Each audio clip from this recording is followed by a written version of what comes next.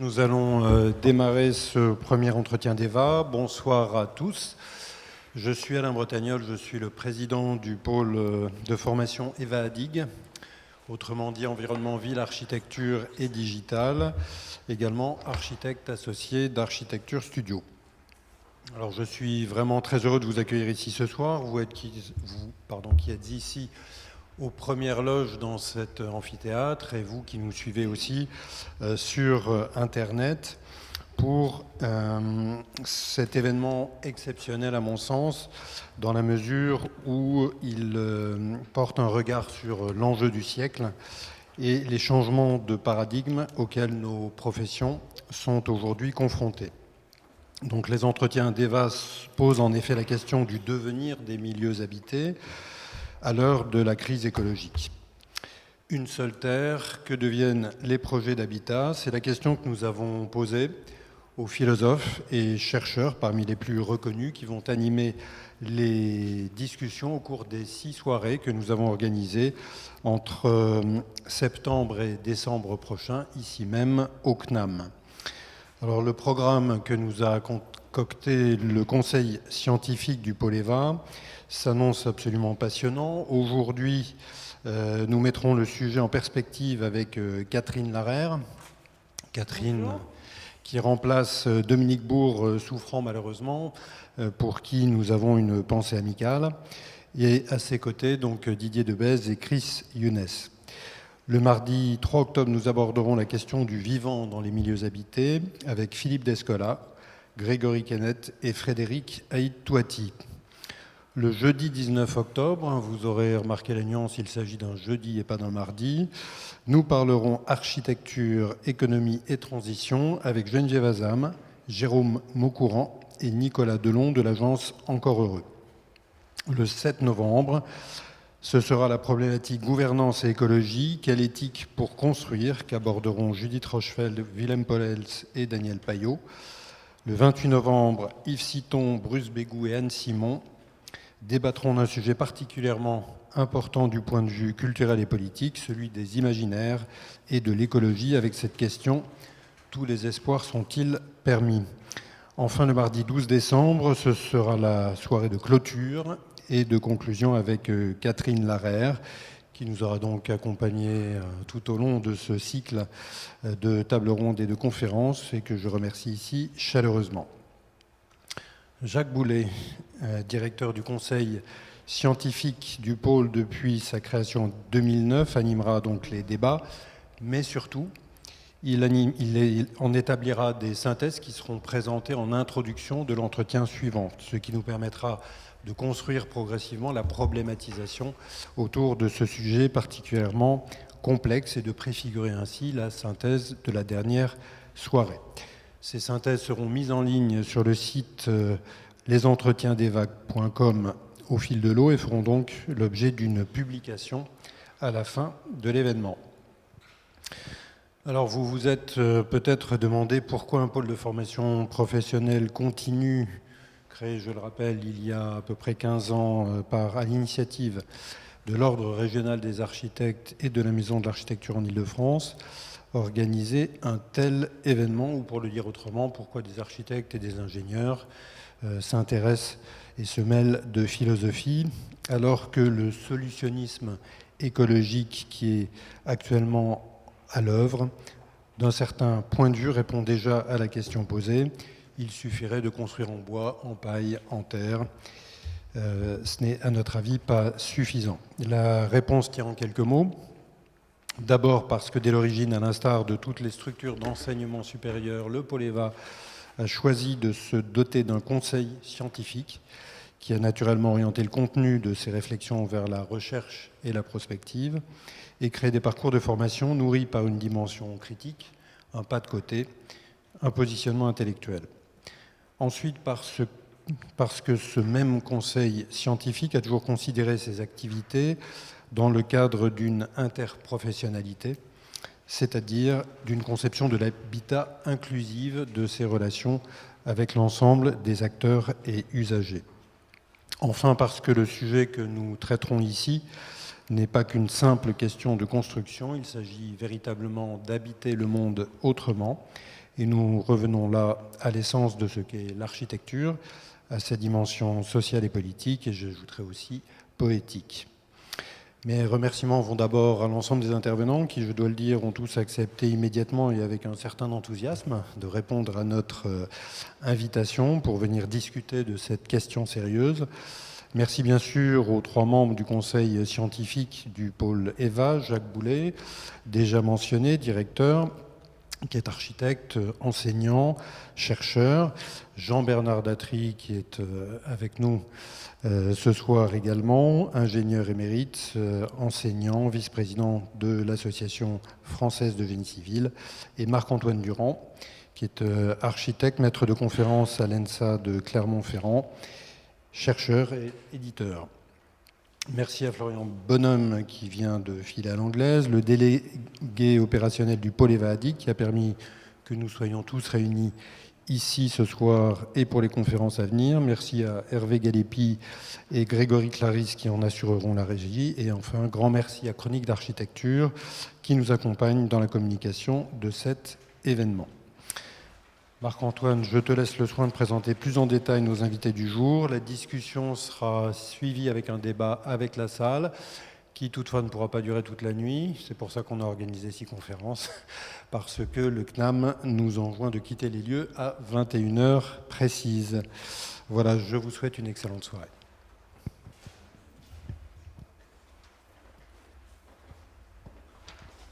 Merci Alain.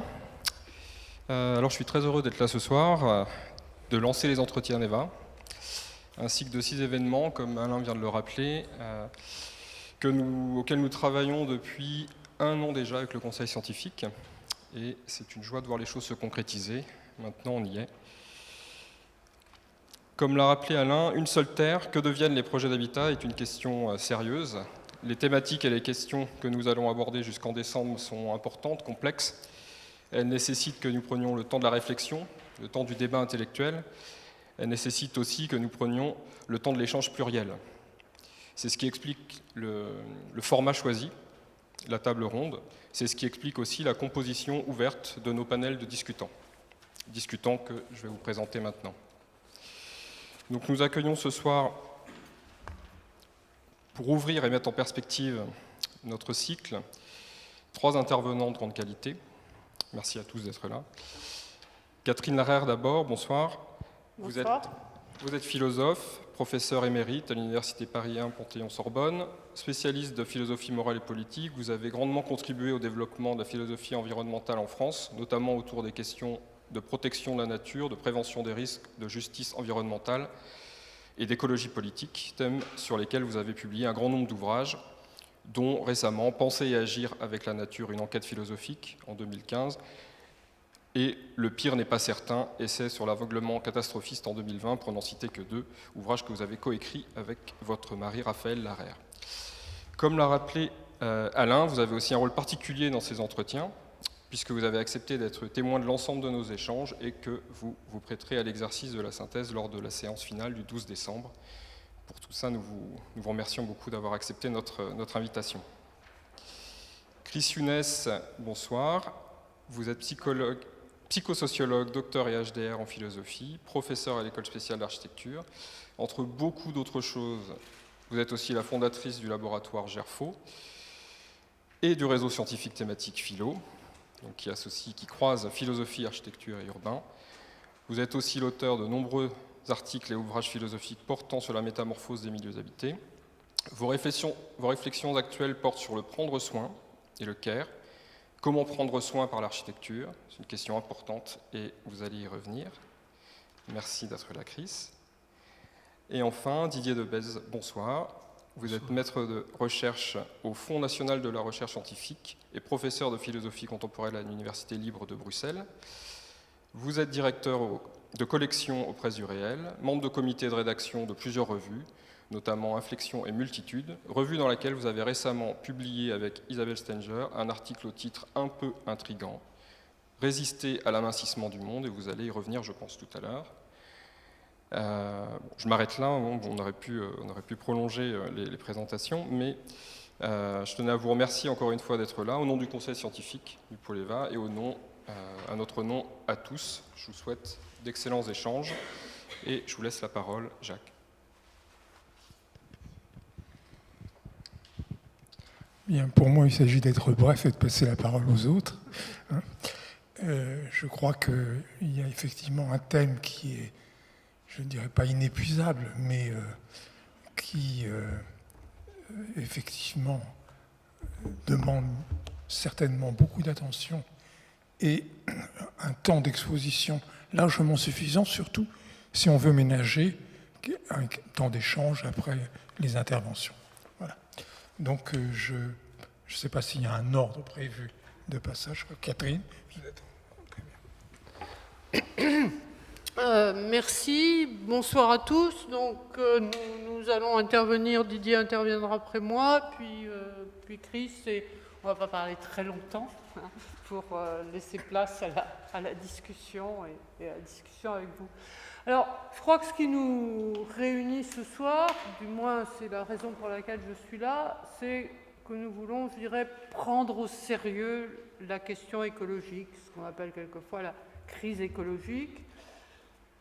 Ça ne date pas d'hier, mais disons, on peut dire que ça remonte au moins aux années 70, mais je dirais que pendant tout un temps, prendre au sérieux la question écologique, ça voulait dire avoir conscience qu'il se passait quelque chose qui demandait d'intervenir, savoir que, disons, la crise écologique existait. C'est bien que la distinction était entre ceux qui ne savaient pas, ne voulaient pas savoir ou refusaient de savoir, et ceux qui développaient une conscience écologique. Alors, je sais qu'il y a toujours aujourd'hui ce qu'on appelle des climato-sceptiques, ou des gens qui nient. Cet été, il y a des gens qui se sont passant l'été à Paris, comme je l'ai fait, à 20 ou 21 degrés. On parlait de canicule asymptomatique. Bon, c'était très drôle. Mais je dirais que pour moi, et c'est d'ailleurs une chose que disait Bruno Latour dans un de ses derniers livres, ceux qui se disent ça n'existe pas, ce n'est pas des gens qui n'en ont pas conscience, qui ne savent pas. On ne peut pas nier le réchauffement climatique, on en voit des effets tous les jours, on entend parler d'effets tous les jours. Ceux qui s'en moquent ou qui le remettent en question, c'est ceux qui ne veulent pas savoir, ou c'est une façon de dire « ça ne me regarde pas, ça ne m'intéresse pas, je ne veux pas en entendre parler ». Et donc, pour moi, la question, elle n'est pas actuellement, ce qui fait le point de clivage, ce n'est pas entre ceux qui ne savent pas ou ne veulent pas savoir et ceux qui ont une conscience écologique, je dirais c'est entre ceux qui considèrent que la question écologique est une question sectorielle et ceux qui considèrent que la question écologique est une question globale. Je m'explique. Qu'est-ce que ça veut dire de dire que la question écologique est une question sectorielle? Ça veut dire, si vous voulez, c'est comme le Conseil économique, il est formé au lendemain de la Deuxième Guerre mondiale, on forme un conseil économique, puis il n'y a pas que l'économie, on met du social, et puis on va rajouter l'environnemental. Donc c'est trois domaines, économique, social, environnemental, et l'environnement est un domaine auquel on a accordé une attention un petit peu récente, depuis une cinquantaine d'années, mais ça reste un secteur. Et je crois que quand il était question de technosolutionnisme, c'est typique de cette façon de se dire l'environnement, oui, il y a des problèmes, mais c'est des problèmes restreints. Ça veut dire quoi? Généralement, effectivement, technique et économie. Donc, c'est une question énergétique, on va consommer moins de fossiles, on va construire des centrales nucléaires, mais tout ça, ça ne concerne pas les autres secteurs. Et puis, il y a ceux, et moi c'est ça que j'appelle prendre au sérieux la question écologique, qui disent que c'est une question globale. C'est une question qui affecte tout le monde et tous les aspects de la vie. Alors il y a des questions purement techniquement écologiques, comme la question de l'énergie, mais l'ensemble de notre vie, à la fois individuelle et collective, à la fois pour les politiques et pour la société civile, est transformés par la question écologique. Et c'est pour ça qu'on a proposé, ça fait déjà plus de 20 ans, hein, de dire que nous vivons sous une nouvelle ère qu'on va appeler anthropocène, ère de l'humain, parce que les impacts des actions humaines transforment l'ensemble du système Terre, ça affecte l'ensemble de la planète. Et ça, nous vivons dans une situation nouvelle, hein, on n'a pas un élément nouveau qui est apparu à côté de ceux qui existent déjà. Nous vivons dans une situation entièrement nouvelle. Et bon, je n'ai pas le temps de développer, mais on peut prendre n'importe quoi pour voir à quel point, c'est la guerre en Ukraine, si vous voulez, ça affecte la situation écologique et c'est affecté par la situation écologique. Regardez la question de l'augmentation du prix du gaz, mais aussi des céréales. Bon, donc rien n'échappe. Hein. L'idée écologique par excellence, c'est que tout est extrêmement lié. Eh bien, rien n'échappe à la question écologique. Et c'est là que la deuxième façon, finalement, de prendre la question écologique au sérieux, et je crois que nous sommes tous les trois d'accord ce soir là-dessus, bon, on ne peut pas continuer comme avant. Hein. Et qu'est-ce que ça veut dire? C'est quoi avant? Ben, avant, c'est ce qu'on appelle la modernité. Et là aussi, je citerai Bruno Latour, hein, dans un texte relativement récent, hein, quand il disait « La modernité est bel et bien terminée, le changement de régime est inévitable ». Alors, qu'est-ce qu'on entend par modernité? Qu'est-ce qu'on dit quand on dit, bon, ben, ce qui a finalement produit la crise écologique, c'est la modernité, et il faut en sortir. Bon, je crois que Didier va très, très bien développer qu'est-ce qu'on entend par modernité. Je dirais simplement, pour que vous compreniez de quoi on parle, bon, la modernité, c'est une époque, d'abord, hein, disons, qui commence au XVIIe siècle, et bon, là, Bruno Latour nous dit qu'elle est terminée. C'est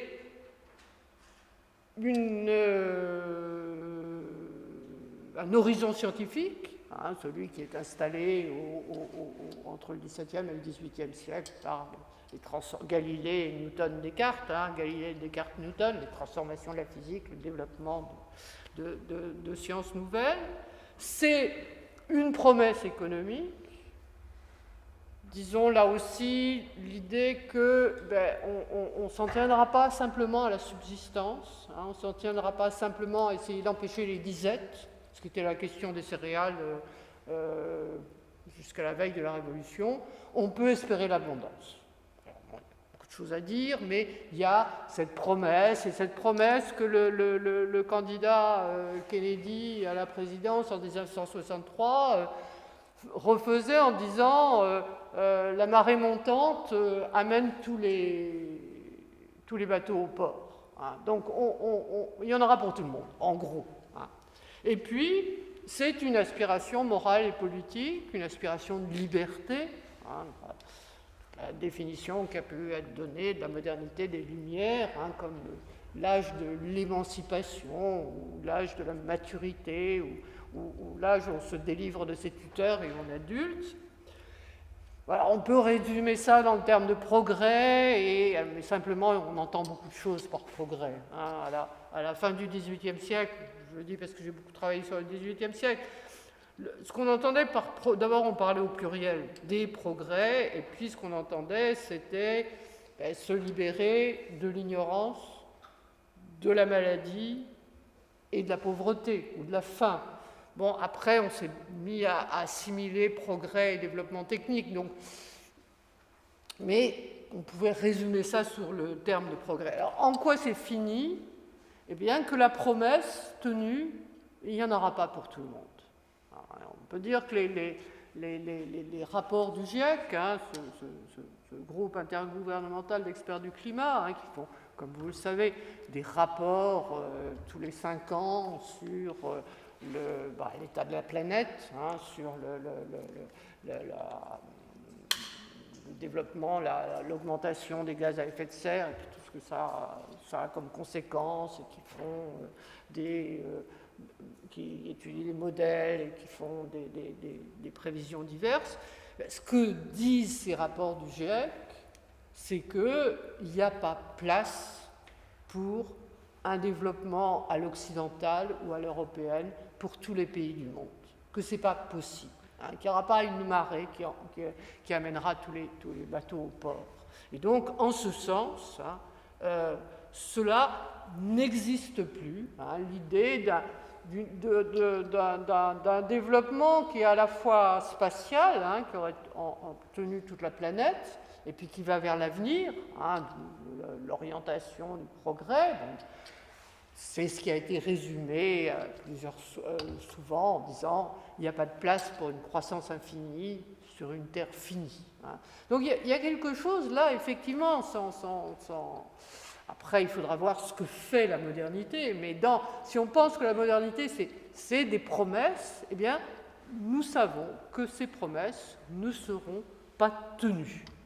Alors, à partir de là, toute la question, c'est de savoir, quand on dit, je reprends Latour, il faut changer de régime, et c'est là, je crois, que le mot de radical a un sens, jusqu'où il faut creuser pour trouver ce dont il faut sortir. Il y a une phrase qui est attribuée à Einstein, qui n'est pas d'Einstein, mais on ne prête qu'au riche, et qui dit, dont on ne sait pas l'auteur d'ailleurs, qui dit « on ne résout pas les problèmes avec les modes de pensée qui les ont engendrés ». Et je crois que c'est tout à fait vrai, jusqu'à d'ailleurs, comme nous faisons nous autres philosophes, questionner la remarque. Peut-être que ces questions, c'est pour ça que j'ai dit la question écologique, ce n'est pas en termes de problèmes et de solutions qu'il faut les poser. Peut-être qu'il faut les poser en termes de questions et de réponses. Mais en tout cas, ce qui est clair, c'est qu'on ne peut pas continuer comme avant, que le business as usual, c'est ce qui se fait et c'est ce qui ne doit pas se faire et il faut faire en sorte d'empêcher que ça se fasse. Alors, pour terminer ma présentation, pour introduire la suite des interventions, je dirais que si on veut, pour trouver de quoi caractériser, je donnerai ça peut-être comme fil directeur de la soirée d'aujourd'hui, si on veut caractériser qu'est-ce qui doit changer. Là aussi, je vais emprunter une distinction à Bruno Latour, qui l'a emprunté lui-même à Pierre Charbonnier, enfin peu importe, mais je trouve que cette distinction, et elle entre bien dans le programme des entretiens d'Eva. Bruno Latour dit « il faut passer de la terre dont on vit à la terre où l'on vit ». La terre dont on vit, c'est cette terre des modernes, cette terre d'où nous vient dès le XVIIIe siècle. On disait que l'Europe fait le marché du monde entier, que du monde entier nous viennent des marchandises. Et il y a très longtemps que nous ne vivons plus là où est produit ce dont nous nous habillons, nous nous nourrissons, etc. Eh bien, cette terre, là aussi, on peut reprendre les rapports qui sont faits. Cette terre dont on vit, il en faudrait 4 pour que tous les habitants de la Terre, tous les habitants humains, et bon, j'espère qu'on parlera aussi des non-humains, que tous les vivants, que tous les habitants humains de la Terre puissent vivre comme nous autres occidentaux, européens ou américains, vivons. Autrement dit, la Terre dont on vit, elle n'existe pas. Il y a une Terre, il n'y en a pas 4. Et alors que la Terre où l'on vit, c'est vivons sur Terre, nous vivons, et de ce point de vue-là, on peut dire par exemple que le confinement le premier surtout, du Covid en mars-mai 2020, nous a appris à la reprendre au sérieux, de se rendre compte que de ne pas pouvoir de sortir, c'était difficile, d'apprendre aussi que le paracétamol nous venait de Chine, et que donc là, c'est ça, la terre dont on vit, c'est une terre où des médicaments que je ne fabriquerai pas dans ma cuisine, mais qu'on pourrait très bien fabriquer en France. Il faut aller les chercher à l'autre bout du monde, comme si le déplacement ne tenait pas. Et donc, on s'est mis à réfléchir à la terre où l'on vit, et c'était d'ailleurs une proposition de Bruno Latour dans un numéro de la revue en ligne AOC,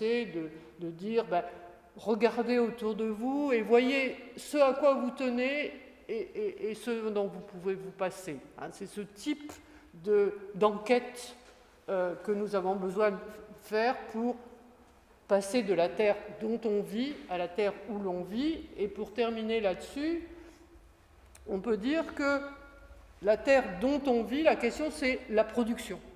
Combien de tonnes de blé, combien de pétrole, c'est une question de production, où la nature n'est envisagée que comme un ensemble de ressources, alors que la terre où l'on vit, c'est une question d'habitation.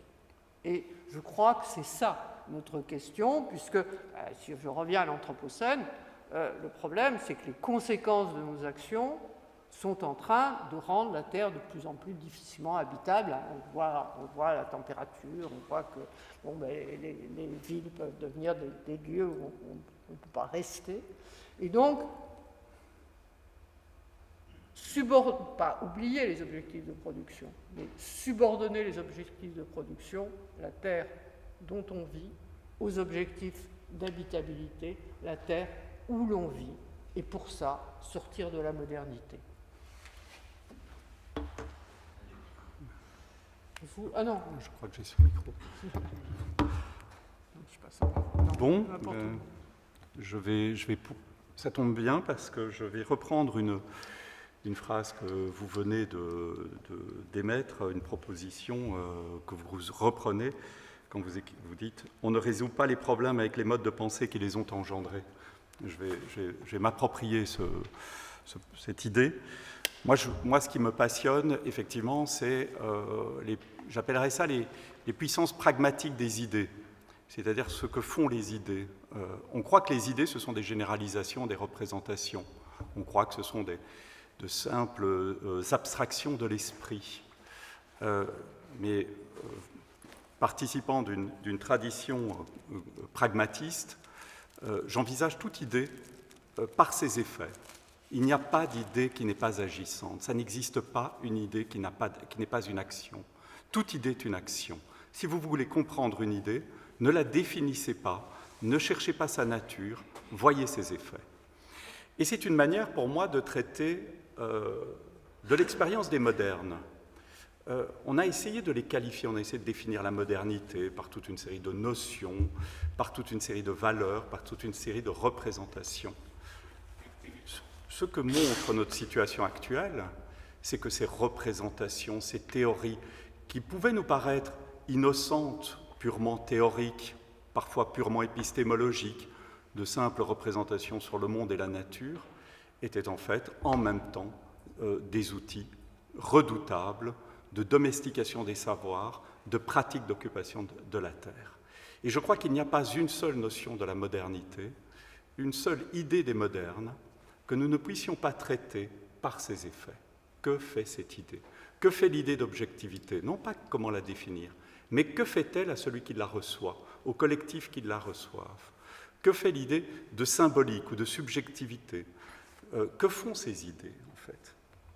Et aujourd'hui, on remarque dans la plupart des débats qui portent sur la question du nouveau régime climatique, on remarque qu'une sorte d'obsession pour une de ces idées des modernes, sans doute la plus centrale, celle qui paraissait la plus neutre, la plus innocente, une idée qui était censée nous raccorder tous, nous accorder d'une manière ou d'une autre, et une idée qui devait être absolument universelle et qui marque toute la modernité, à un point tel qu'elle fut finalement peut-être peu interrogée. Cette idée, c'est l'idée de nature. Nature. Depuis quelques décennies... Pardon ? Ah, je vais le tirer. Depuis quelques décennies... Autrement, on ne l'entend pas. Depuis quelques décennies, la question de la nature a été traitée a été au centre de toute une série de débats, de polémiques, certains disant que la nature n'existe pas, qu'il faut en finir avec la nature, que les modernes se définissent par le naturalisme, et la nature devient cet opérateur absolument essentiel pour tout un nombre d'intellectuels en philosophie des sciences, en philosophie, en métaphysique, qui interrogent ce concept de nature. Alors pourquoi lui donner une telle puissance? Pourquoi aujourd'hui faudrait-il se débarrasser du concept de nature? Pas du mot, évidemment. Évidemment qu'on ne va pas se débarrasser d'un mot, mais du concept. Le concept, c'est quelque chose d'autre. Et c'est ça qu'il faudrait cerner. Alors moi, je propose de revenir à une idée de nouveau de Latour dans Où atterrir, où il donne des indications sur les raisons pour lesquelles une certaine suspicion s'est constituée autour de la notion de nature. Et si on avait le temps, peut-être qu'on garde ça pour le débat, mais je pense qu'on peut faire exactement le même constat sur toutes les catégories des modernes. Objectivité, neutralité, croyance, savoir, fait, valeur. Nous aurions à peu près le même type d'opération. Voici ce qu'écrit Bruno Latour dans Où atterrir au niveau de la nature. Il dit: une certaine conception de la nature a permis aux modernes d'occuper la terre, d'une façon telle qu'elle a interdit à d'autres d'occuper autrement leur propre territoire. Alors, moi, cette proposition, je la trouve très importante parce qu'elle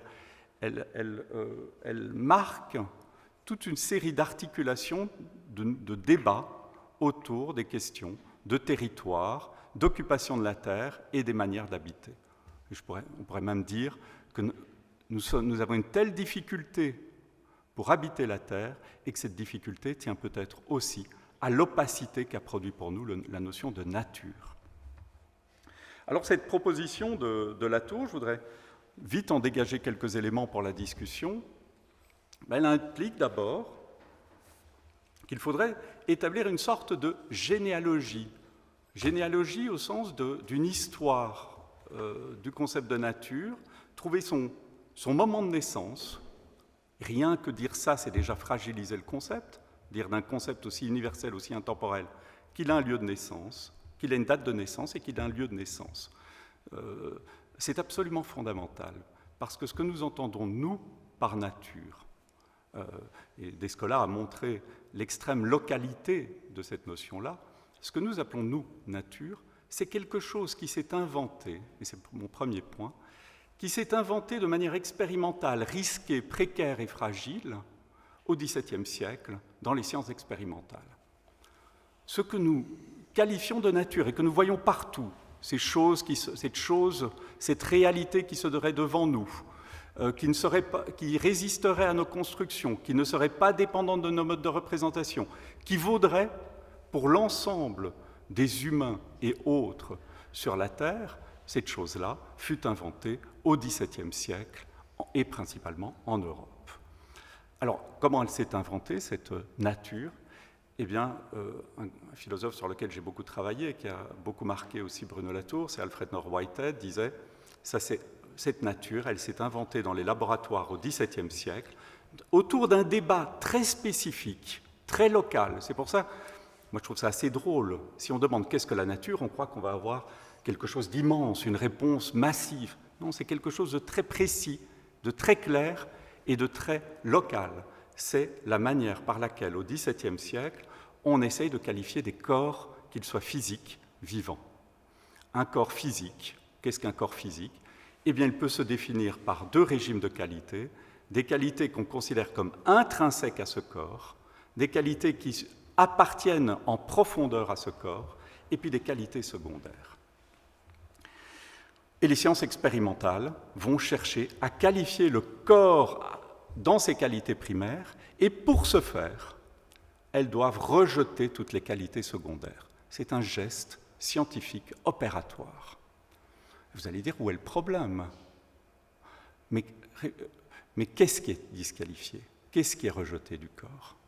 Ce qui est rejeté du corps, ce sont ses couleurs, ce sont ses apparences, ce sont tous les attachements que nous pouvons avoir avec ce corps, ce sont toutes les relations que nous avons avec ce corps, ce sont toutes les valeurs que nous pouvons avoir avec ce corps. Et de proche en proche, on appellera qualité secondaire, c'est-à-dire ce qui doit être extrait du corps, ces dimensions esthétiques, comme si elles n'étaient pas dans le corps, mais qu'elles étaient nos projections à nous, humains, sur le corps, les valeurs de ce corps, comme si c'était nous, humains, qui attribuions des valeurs qui ne seraient pas présentes de ce corps, etc., etc. Donc, dans cette pratique, on a extrait les dimensions esthétiques, les dimensions morales, les dimensions politiques. Elles y étaient et on les extrait. Il y avait de l'esthétique dans le corps, il y avait de la valeur dans le corps, il y avait des intérêts et des attachements dans le corps. Mais pour rechercher les qualités primaires du corps, il faut d'abord dégager toutes ces qualités secondaires. Pourquoi faut-il les dégager ? Parce que si on ne les dégage pas, on ne peut pas établir des lois de continuité, de succession, de répétition de ces corps. Ce geste est légitime d'une certaine manière. Mais ce qui est plus illégitime et qu'a fait comme diagnostic Whitehead, et dont nous sommes encore aujourd'hui les héritiers, parce que peut-être que nous sortons de la modernité, mais nous sommes encore habités par les dévastations dans nos esprits, dans nos pensées, dans nos affects, de ce qui fut mis en place dans ces opérations-là. Ce qui est illégitime, disait Whitehead, c'est d'avoir retiré ces opérations de la pratique scientifique et des modes d'expérimentation et d'avoir dit « nous appellerons nature ces qualités primaires ». Donc ce que les modernes appellent la nature, loin d'être observée et découverte, est l'objet d'une pure construction par laquelle a été vidée des corps toutes les qualités secondaires. Ou si vous voulez, pour que la nature devienne ce qu'elle est, il a fallu d'abord lui soustraire ses dimensions esthétiques, les relations que les êtres entretenaient les uns avec les autres, les valeurs à l'intérieur d'elles et les interdépendances que tous ces êtres avaient les uns avec les autres. Et c'est cette nature, avec Isabelle Stengers, en reprenant une phrase de William James, nous avons qualifié comme amincie, cette vision amincie de l'expérience. Et William James faisait un très beau diagnostic, il disait « Le monde des modernes est un monde aminci ». Ça ne veut pas dire qu'il est mince, c'est qu'il est aminci. Et c'est quoi aminci ? Ça veut dire qu'il cherche une seule, si possible, une seule loi, une seule règle, un seul mode de composition des corps au détriment de toute la pluralité des existences. Donc, c'est cette nature amincie auquel les modernes ont eu affaire. Et c'est cette nature dont nous sommes encore les héritiers. À chaque fois que nous rentrons dans des faux débats, des débats purement académiques ou purement pédagogiques, où nous demandons est-ce que c'est subjectif, est-ce que c'est objectif ? Est-ce que ça relève de la croyance ou est-ce que ça relève de la connaissance ? Est-ce que ce sont des faits ou des valeurs ?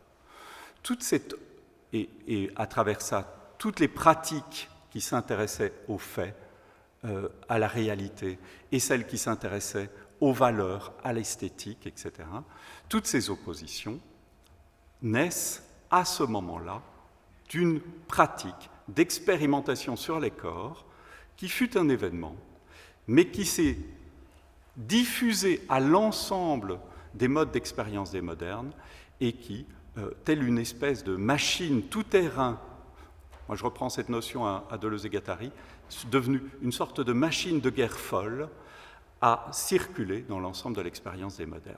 Et c'est pourquoi la nature nous pose un problème. Alors ce qui m'intéresse aussi dans la citation de Latour, c'est qu'il dit « cette nature, elle a des effets. Ce n'est pas juste un problème théorique, hein. Ce n'est pas juste une certaine représentation. C'est qu'en définissant la nature, et on a une définition commode, hein, la nature, c'est ce qui reste quand on a vidé l'esthétique, les croyances, les attachements, les intérêts, les valeurs. C'est tout ce qui reste. Vous allez me dire, il ne reste pas grand-chose. Ben non, il ne reste quasiment rien, en fait. Et la nature a été un opérateur plutôt de disqualification et de rejet ou de réduction des êtres. Donc c'est peut-être le deuxième trait de la proposition de Latour, c'est de dire finalement, cette nature qui se présentait comme objet de connaissance, comme une catégorie générale, est en fait aussi un grand opérateur politique. Pourquoi ? Parce qu'à travers ce concept de nature, ce qui va s'établir, c'est une disqualification de toute une série de pratiques de connaissance, toutes ces connaissances qui étaient intéressées aux êtres dans leur dimension dite secondaire, c'est-à-dire à leur propension à devenir autre chose, à leurs attachements. Toutes ces pratiques de savoir vont être disqualifiées au profit des seuls savoirs des qualités primaires, c'est-à-dire des savoirs physico-mathématiques, devenus le paradigme même d'une science elle-même appauvrie, puisque la physique et les mathématiques ne visent pas non plus les qualités primaires.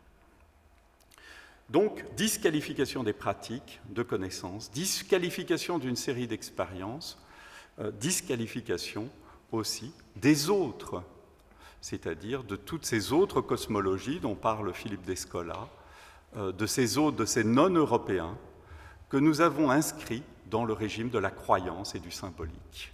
Nous ne prêtions jamais attention à leur manière de faire expérience, puisqu'il leur manquait l'opérateur dont nous avions la clé, dont nous étions les experts, à savoir cette nature. Et en même temps que nous les colonisions, nous leur exportions une nature censée définir tout leur régime d'expérience et d'existence comme absolument secondaire. Whitehead donne un petit exemple sur lequel, Catherine disait peut-être qu'on pourrait introduire des non-humains, donner un petit exemple de la bifurcation que je trouve très parlant. Il dit, imaginez quelqu'un qui observe le matin un rossignol chantant. Il peut s'émerveiller du chant du rossignol. Il peut avoir un attachement esthétique à ce rossignol. Et il peut même penser que ce rossignol chante et célèbre le lever du soleil. Il peut le faire. Les tenants de la bifurcation, dit Whitehead, vont s'adresser à lui en disant « Vous croyez que le rossignol chante le lever du soleil. Vous croyez qu'il y a une dimension esthétique dans ce chant. Mais si vous en aviez les bonnes catégories, vous sauriez que ce ne sont là que des qualités secondaires et que les qualités primaires, ce sont des qualités purement physiques, c'est-à-dire des photons qui touchent la rétine du rossignol, produisent une réaction nerveuse, un stimulus produisant une réponse, un chant que vous trouvez mélodieux, mais qui n'est que la recomposition fantasmée de votre propre projection sur la nature. Et Whitehead dit quelque chose de très beau. Il dit « acte immoral de ce tenant de la bifurcation ».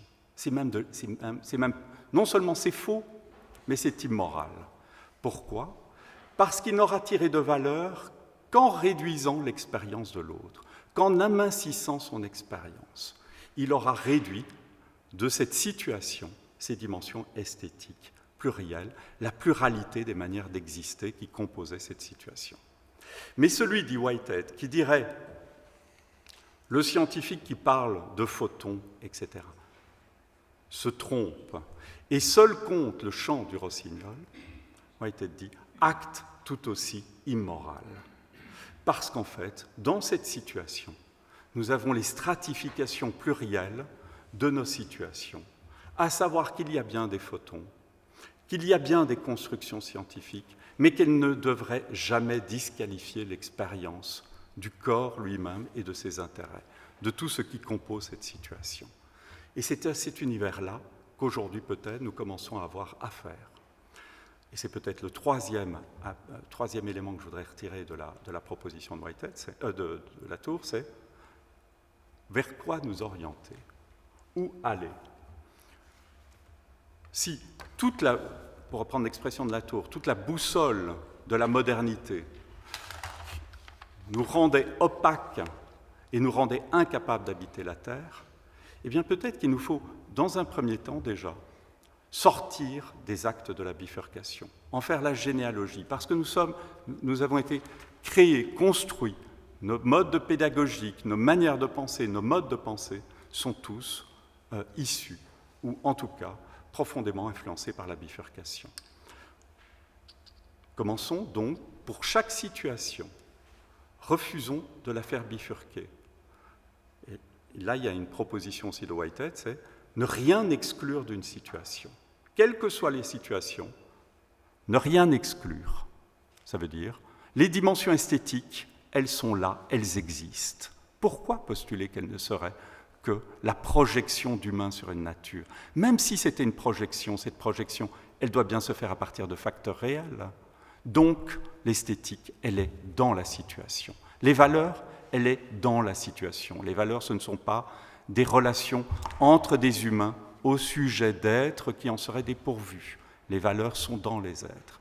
Remettons tout ce que la bifurcation avait retiré de la nature, remettons-le dans les situations. Premier élément, donc, plutôt que de faire bifurquer, replaçons tout, apprenons, et c'est peut-être les exercices auxquels on appelait Bruno Latour, apprenons à épaissir les situations. Contre la pratique de l'amincissement moderne qui était censée cadrer toute l'expérience, apprenons à épaissir, c'est-à-dire à tout mettre dans les situations, sans hiérarchie préalable, sans logique uniforme, d'où tous les exercices de Latour sur à quoi nous tenons, quels sont nos attachements. Une fois cet élément fait, pour chaque être, établir, et pour nous-mêmes, établir nos territoires. Et qu'est-ce que c'est un territoire? Ce sont nos zones de dépendance. C'est la seule définition réelle que nous pouvons avoir d'un territoire. Autrement, nous sommes dans l'administratif. La seule définition non administrative du territoire, c'est ce dont nous dépendons. Pour chaque être, il y a une carte, un territoire de ses dépendances. C'est-à-dire, il n'existe que parce que d'autres êtres participent à son existence, que parce que d'autres êtres le font exister, le maintiennent dans l'existence. Et enfin, un troisième élément, et puis je vais m'arrêter là-dessus, parce que je pense que ça va un petit peu dans la direction de ce que veut poser Chris. Troisième élément, la question des dépendances, c'est une question générale. Tout être dépend dans son existence d'autres êtres. Toute réalité dépend d'autres réalités, humaines et non humaines. Mais la question peut être aussi politique que nous avons à poser, c'est les rapports d'interdépendance, qui ne sont pas simplement des dépendances.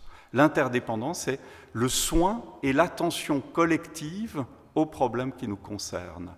Et cette attention à l'interdépendance, elle ne peut plus se faire sur des modalités classiques de la participation citoyenne, des rapports politiques, d'appel à la participation. Elle doit trouver de nouveaux modes. Et là, je pense qu'un grand philosophe a posé ces questions, c'est John Dewey, qui disait « Pour chaque problème, c'est-à-dire pour chaque situation, il nous faut produire, penser le collectif qui pourra s'en emparer dans des attentions réciproques qu'ils le forment en tant que collectif et leur attachement aux problèmes dont ils se font les porte-paroles, les héritiers ou les avocats. » Voilà, je vais m'arrêter là. Eh bien, bonsoir. Je vais donc enchaîner aussi cette réflexion. La table est un peu haute pour moi, donc je vais essayer de m'adapter. C'est-à-dire que, justement, quand la question a été posée, moi, je me suis intéressée à l'idée de se dire, mais qu'est-ce qui se passe actuellement dans les écoles d'architecture, ou même dans l'architecture, quand on observe d'autres formes de bifurcation? Parce que ce dont on vient de parler, c'est plus une bifurcation, celle de la modernité, par rapport à d'autres époques, mais cette essayer de repérer aussi tout ce qui se passe autour du projet, autour du chantier, autour finalement des nouvelles façons de poser les questions, je pense, dans tous les programmes. Et aujourd'hui, si on regarde les programmes des écoles d'architecture, on est frappé de l'extrême écart qu'il y a entre ceux qu'on y avait il y a même pas 10 ans et aujourd'hui. Alors, j'ai sélectionné 2 choses pour démarrer, et en particulier 2 ouvrages, 2 romans de Richard Powell, qui justement a fait un livre extraordinaire qui s'appelle L'Arbre-Monde. Et dans ce livre, il nous fait le récit précisément de toutes les interdépendances, en fait, qui relient l'humain à son milieu vivant, en fait. La forêt, mais pas que, bien sûr.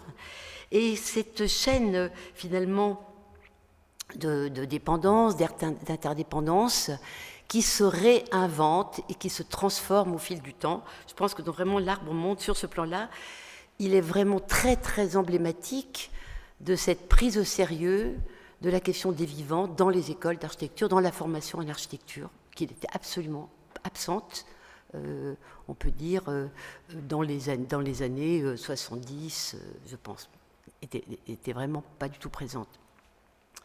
Et puis, il y a un autre ouvrage qu'il a fait, que j'adore personnellement, qui s'appelle Sidération, et qui correspond bien, d'une certaine manière, un peu à un état, un effet du monde sur nous, qui est une ode à la beauté du monde et à l'attachement. Parce qu'en fait, ce qu'il nous raconte, c'est l'histoire d'un enfant malade, Robin, comme par hasard il s'appelle Robin, et son père qui est, en fait sa mère est décédée, et son père qui est un astrobiologiste qui décide, qui veut sauver cet enfant, qui veut le guérir, et il va finalement, il l'emmène, c'est une sorte un peu rousseauiste quelque part, il sort un peu de la société, et il le plonge dans une sorte d'immersion d'osmose panthéiste. Et avec l'amour de ce père, il va pouvoir recouvrer joie et apaisement. Et quand on lit Sidération, je trouve qu'on retrouve beaucoup ces mots là, auxquels on aspire. C'est pas simplement la ville apaisée parce qu'il n'y a plus de voitures, hein. C'est l'apaisement profond, un apaisement qui fait qu'on a sa place sur Terre avec les autres, quoi, ni plus ni moins. Donc ça me paraît très très intéressant de partir de ces 2 récits, parce qu'ils mettent au cœur finalement de la réflexion. Évidemment, c'est une histoire, c'est des romans, c'est de l'écriture, c'est de la littérature qui a eu beaucoup, qui a eu beaucoup de lecteurs et de lectrices, mais qui pose cette question finalement d'une forme de ressourcement, d'une forme de quelque chose d'autre qui va pouvoir nous redonner finalement un goût de vivre, en fait. Alors, en ayant écouté les interventions de mes collègues, et puis aussi, c'est vrai, parce qu'on a dit qu'on veut laisser beaucoup de temps, je vais peut-être essayer d'aller un peu vite par rapport à ce que j'avais prévu, et qui, de toute façon, dans les textes écrits, on pourra le retrouver, mais cette idée de recouvrer, vous voyez, cette idée de recouvrance, d'une certaine manière, vous voyez, c'est un peu comme quand on sort d'une grande maladie. Qu'est-ce qui va nous guérir, en fait ? C'est ce qui va nous redonner, finalement, sens de la vie. Alors, au fond, il y a deux idées que j'aimerais partager avec vous. C'est cette idée d'accordance. Je pense qu'en architecture, je constate, en travaillant avec des collègues architectes, urbanistes, paysagistes, en travaillant avec les étudiants, c'est qu'en fait, il y a toujours une question d'accorder les choses, de relier les choses, de les faire finalement chanter ensemble, comme disait Valérie. Il faut que ça chante quelque part, hein. Il faut que ça fasse de la musique. Et cette dimension-là, elle est extrêmement importante, je pense, et elle est, je pense, finalement, un marqueur qui est absolument déterminant de notre époque. C'est-à-dire ce changement de posture. C'est quitter cette posture de domination, d'exploitation, de colonisation, qui a effectivement marqué la modernité et la conquête, on peut dire, du monde. C'était finalement cette posture, cet ethos, cette manière de voir le monde, en fait, de le penser, de le transformer, pour finalement opter vers quelque chose qui pourrait être régénérateur. Hein. Régénérateur, c'est un mot intéressant, parce que dans régénération, il y a l'idée qu'il y a une renaissance. C'est pas la renaissance, c'est une autre forme de renaissance hein, qui naît au moment où on est un peu à bout de souffle en ce début déjà ce XXIe siècle bien entamé.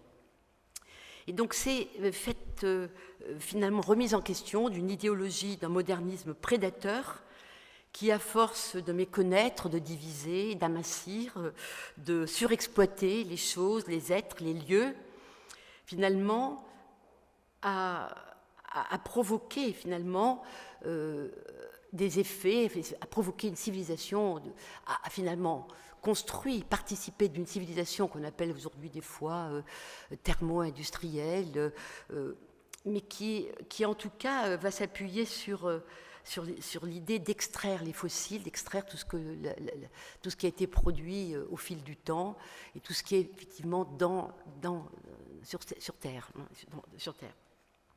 C'est pour ça que cette question-là de cette insatiable et inéquitable civilisation qu'on décrit aujourd'hui, que tout le monde s'accorde, on peut dire, à reconnaître qu'il y a quelque chose de problème, et ce n'est pas un hasard si le New European Bauhaus met comme mot-clé l'idée de beauté et puis l'idée aussi d'inclusivité, hein, en plus de l'idée de durable, on en bien un peu, évidemment, un mot qui demanderait à être énormément réfléchi. Mais en tout cas, c'est le fait que les certitudes sont ébranlées, qu'on n'est plus du tout dans cette période effectivement cartésienne du XVIIe siècle où cette idée où on va pouvoir reconstruire par la force, par sa propre force seule, finalement, des certitudes. Ce qui va, c'est un horizon qui est obscurci, c'est un doute qui envahit, c'est habiter le trouble, comme le dit Donna Haraway, et qui nous amène à un seuil absolument paradigmatique. Et c'est un peu ce seuil paradigmatique que j'essaie, moi, de partager avec vous dans le travail que je peux faire justement sur ces questions d'architecture, de paysage, d'urbain. C'est considérer, de voir dans quelle mesure il y a une bifurcation d'un nouveau type qui est en train d'émerger, une bifurcation d'un nouveau type où il s'agit de s'accorder plutôt que de maîtriser, où il s'agit de, comme le disait Gilles Clément, et ça a été beaucoup repris, mais que je trouve formidable quand il l'avait écrit, non pas se placer au-dessus ou au centre, dans une arrogance anthropocentrique, dominatrice, mais avec et parmi. Alors, quand on lit finalement Richard Powers, L'Arbre-monde ou Sidération, et tous ses romans d'ailleurs, ça n'est que se mettre avec, parmi, et se mettre au contact de la chaîne du vivant et d'autres vivants, d'autres humains aussi, bien sûr. Donc ça me paraît absolument déterminant et que je pense que ce seuil, cette bifurcation qui est en cours, qui cherche des terrains d'entente, qui cherche des accordances entre humains et non-humains, elle est au cœur, je dirais, du problème qui nous est posé. Comment faire pour arriver on ne va pas pouvoir résoudre tous les problèmes, ni même les poser. En tout cas, on peut constater que des récits de différents types qui nous parlent de nouveaux types d'accordance, qui nous donnent aussi envie de pouvoir s'y plonger et en faire partie. Alors, ça, c'était le premier point, cette idée de l'accordance.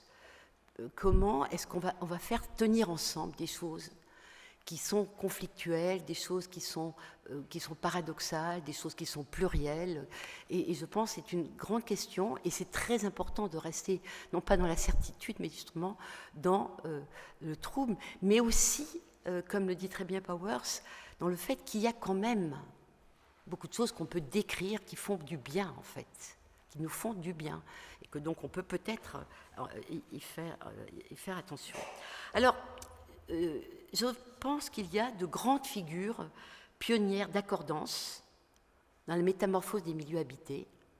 On pourrait en citer un certain nombre, mais moi je voudrais insister sur 3 figures absolument déterminantes, selon moi. Celle de Patrick Guedes, qui finalement était un biologiste, un urbaniste, qui s'intéressait vraiment à une pensée symbiotique.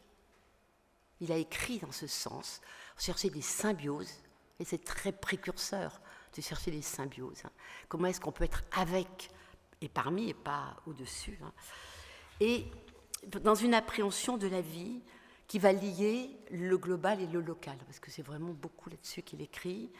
Et il est très très important aujourd'hui, beaucoup relisent Patrick Guedes, parce qu'évidemment, il a traité toutes les questions, l'éducation, la santé, enfin, toutes ces questions-là dont on parle et qui nous posent question. Il y a un autre philosophe qui est Henri Lefebvre, qui lui, on peut dire dans le milieu du XXe siècle, va, et on en parle beaucoup aujourd'hui sur son travail autour du droit à la ville, mais moi je voudrais insister sur lui à propos de la rythme-analyse. Parce que ce travail qu'a fait justement Henri Lefebvre, c'est d'insister sur l'importance de réguler les rythmes sociaux, individuels et cosmiques, en fait.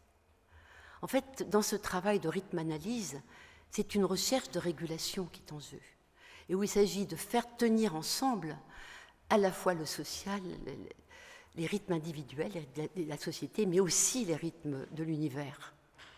Donc c'est intéressant, et comme des figures précurseurs. Et puis pour moi, c'est la grande figure qu'on est nombreux à partager. Et finalement, c'est celle de Félix Guattari, qui est psychiatre, qui est bien connu pour le travail qu'il a fait avec Gilles Deleuze et sur Mille Plateaux notamment, mais qui a écrit un petit ouvrage extraordinaire qui s'appelle Les 3 écologies.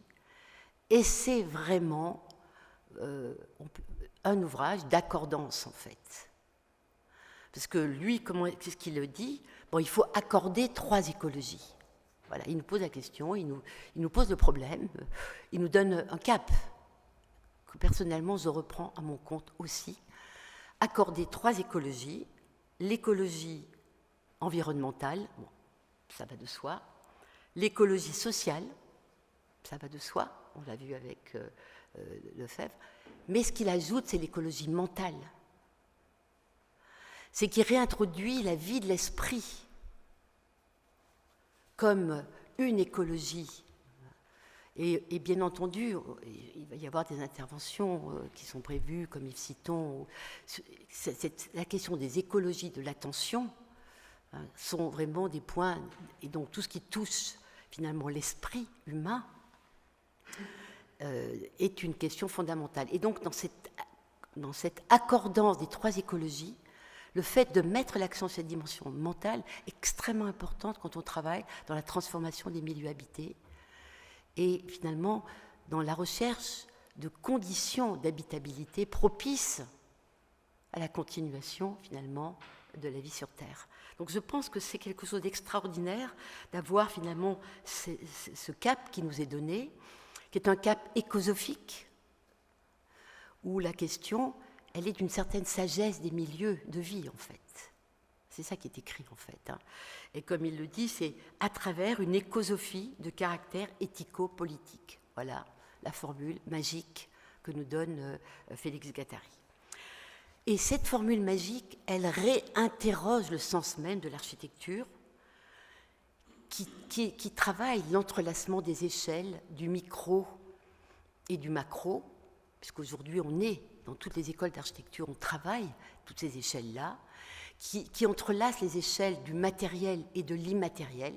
Merleau-Ponty parlait du visible et de l'invisible, mais c'est vrai que ce rapport matériel et immatériel est absolument essentiel, de telle sorte que se trouve réactivé au plus près tout ce qui nous meut, nous émeut, nous rassemble et soutient la vie et les vulnérabilités. Parce qu'en fait, précisément, dans la question du prendre soin, bon, nous avons eu l'occasion à l'école de Clermont-Ferrand de faire une rencontre, dont on espère qu'elle sera bientôt publiée. Qu'est-ce que c'est que le prendre soin en architecture? Alors évidemment, tout le monde cite Johan Tronto, parce que formidablement théoricienne, théorie de l'éthique d'une certaine manière, qui va mettre l'accent sur l'importance de réparer, de maintenir, de poursuivre. Alors, on ne peut qu'adhérer à cette évolution, mais comment accorder l'environnemental, le social et le mental pour réparer, maintenir, poursuivre? C'est évidemment toutes les questions qui sont posées à l'arché même de l'architecture, au sens même de l'architecture. Et ce qui est vraiment frappant, ce qui nous a vraiment frappé dans les interventions qui ont eu lieu sur le prendre soin en architecture, qui n'a pas été beaucoup prospecté encore. Bien sûr, il y a bien des publications, mais ça n'est pas encore... Il y a matière à développer beaucoup de choses. C'est voir à quel point il était question, finalement, d'accueillance, de portance, de soutenance. Qu'est-ce qu'on va soutenir? Comment l'architecture soutient la vie, en fait. Mais aussi de maintenance, on en parle beaucoup, mais aussi d'accordance, parce qu'il faut faire tenir et faire accorder les choses ensemble.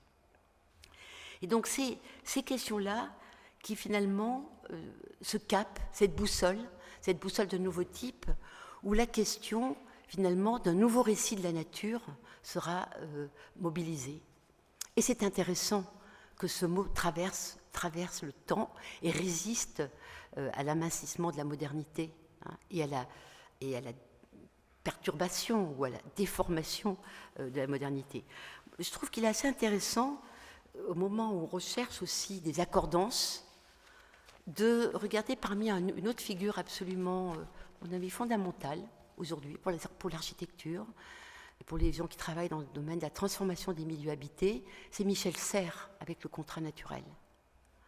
Parce que le contrat naturel, évidemment, Michel Serres, évidemment, comme il les souligne, il dit que, évidemment, il y a eu le contrat social, voilà. Mais le contrat naturel, ça a donné lieu d'ailleurs, lors d'une biennale à Venise, quelque chose d'important, c'est comment le projet d'architecture va pouvoir régénérer les milieux, et pas simplement les détruire, ou les affaiblir, ou les polluer, ou les rendre inhabitables.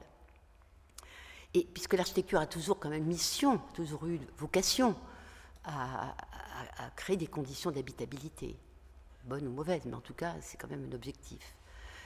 Et donc, dans le contrat naturel, ce que Michel Serres souligne, c'est l'importance qu'on ne peut pas simplement prendre au milieu, mais qu'il va falloir rendre au milieu plus que ce qu'on lui a pris. Oui. Donc, il y a cette régénération-là qui est en jeu, qui est fondamentale. Et c'est pour ça que, dans cette boussole écosophique, il me semble qu'il y a quelques repères extrêmement importants qu'il faut prendre au sérieux et dont on voit à quel point les projets, et souvent les projets qui sont mentionnés, ça va être un prix Pritzker, par exemple, je ne voudrais pas en citer plusieurs parce qu'il faudrait en citer plusieurs. Mais en tout cas, ce qui est important, c'est cette idée qui traverse de nombreuses écoles d'architecture, c'est comment renaturer l'architecture. Renaturer l'architecture, non pas dans la séparation nature-culture, bien entendu, au-delà du dualisme, dans une approche naturo-culturelle, bien entendu, mais où cette question, elle est déterminante, et où ce mot de nature reste une ressource extrêmement précieuse, dans la mesure où, dans son étymologie latine, natura, ça signifie ce qui donne naissance, le fait de naître, ce qui présage de la chose, et qui correspond en partie seulement au grec physis, qui lui va mettre l'accent sur croître, pousser, s'épanouir. On a là, avec finalement ce trésor du langage, et ce trésor des mots, et cette intraduisibilité des mots d'une certaine manière, puisque natura et physis, c'est pas pareil. Il y a des natures, bien entendu, mais on a cette idée de ce qui est en train de devenir, de ce qui est en train de naître, de ce qui est en train de commencer. Et donc, il y a quelque chose qui est à la fois animal et végétal, puisque le latin est plus animal que le grec qui est plus végétal. Mais ce qui nous ramène, comme souligner vraiment, Aristote, vraiment, quelques lignes d'Aristote sur la définition de la nature, où en fait il est question finalement de l'eau, de l'air, de la terre, du feu, de la faune, de la flore. Et on peut rajouter finalement des jours et des nuits, de la naissance et de la mort, où en fait toutes ces questions dans lesquelles on travaille en architecture, quand on renature, c'est se remettre à l'heure des cycles et des rythmes des jours et des nuits, de la respiration, du battement du cœur, c'est-à-dire du corps. C'est un corps à corps, en fait, qui est en jeu dans ces cas-là. Et donc, qu'est-ce qu'on voit et je prends le pari que dans tous les programmes d'architecture qui sortent en ce moment, on va trouver du recyclage, du réemploi, des matériaux biosourcés, des énergies renouvelables, des ressourceries, de la permaculture, beaucoup de permaculture. C'est-à-dire que ça nous parle, ça nous dit quelque chose, ça nous raconte un récit d'une nouvelle bifurcation, d'une bifurcation post-modernité, qui serait une bifurcation, moi j'aime bien l'appeler écosophique, parce qu'il faut bien aussi rêver d'une capacité de sagesse des milieux habités. Alors il y a celle-ci, renaturer l'architecture en deçà et au-delà du dualisme nature et culture. Il y a aussi reconsidérer le situationnel et l'expérientiel, c'est-à-dire reconsidérer l'existentiel en fait. Parce que l'existence, elle est toujours située, elle est toujours source de sensations, d'émotions et donc d'expériences qui font qu'on va prendre en compte non seulement le contexte, on parle moins de contexte, le milieu, mais on va prendre la rencontre avec les milieux, les rencontres avec les milieux. Donc on voit bien qu'on est dans les pluralités. Les expériences sont plurielles. Elles vont devoir s'accorder. Donc c'est aussi extrêmement intéressant pour la boussole écosophique dans les écoles d'architecture. Ensuite, il y a accorder les temps. Il y a accorder les temps. Comment est-ce qu'on va accorder les temps? Qui aujourd'hui ne cherche pas quel est le projet contemporain qui, d'une certaine manière, n'est pas confronté à l'idée d'accorder les temps. Mais de quel temps est-ce qu'on parle, en fait? Est-ce qu'on parle de la durée? On parle Bergson, qui est finalement un temps intime, un temps vécu, qui n'est pas le temps social. Ou est-ce qu'on parle du temps des sciences, qui vont nous amener donc des mesures des temps, des mesures du temps. C'est finalement cet art d'hériter de plusieurs temps qui est en jeu. Et je pense que dans l'accordance des temps, en architecture, c'est être capable d'hériter de plusieurs temps, mais d'une certaine manière, d'allier les désirs de mémoire, les désirs de traces, les désirs d'empreintes, plutôt qu'une tabula rasa, avec des désirs de commencement, de recommencement, qui apparaissent chaque fois qu'une nouvelle vie arrive sur Terre, de toute façon. Et donc, il y a cette question de recherche de permanence et d'impermanence en même temps, tous ces paradoxes-là qui sont en jeu, qui nous ouvrent des questions formidables et qui font qu'un auteur comme Søren Kierkegaard, il est incontournable, selon moi, à marteller son essai sur la reprise, que Deleuze parle de répétition, hein, ils ont pris le mot de répétition, mais qu'on peut contester d'une certaine manière, parce que la répétition fait penser à répéter l'identique, même si toute l'œuvre de Deleuze est de montrer que la répétition, elle est toujours la répétition de la différence, mais c'est montrer comment la reprise, comme il le dit, c'est une catégorie paradoxale qui allie ce qui a été à ce qui est nouveau. C'est le ressouvenir en avant. Moi, cette formule, elle est magique. Pour moi, elle est vraiment magique. Pourquoi? Parce que le ressouvenir en avant, c'est comment est-ce qu'on va accorder ce qui nous a précédé avec ce qui est en train d'arriver. Donc c'est pour ça cette espèce d'émergence qui nous met à chaque fois en moment critique qui est en jeu. Et peut-être, je termine avec deux autres points qui demanderaient évidemment aussi beaucoup d'autres éléments, mais là on lance des pistes. Et c'est dans quelle mesure Et on le voit aussi dans tous les programmes, on le voit dans les textes, dans les publications sur l'architecture, sur la ville, les paysages, comment on va réactiver le souci du bien commun. De quel bien commun on parle?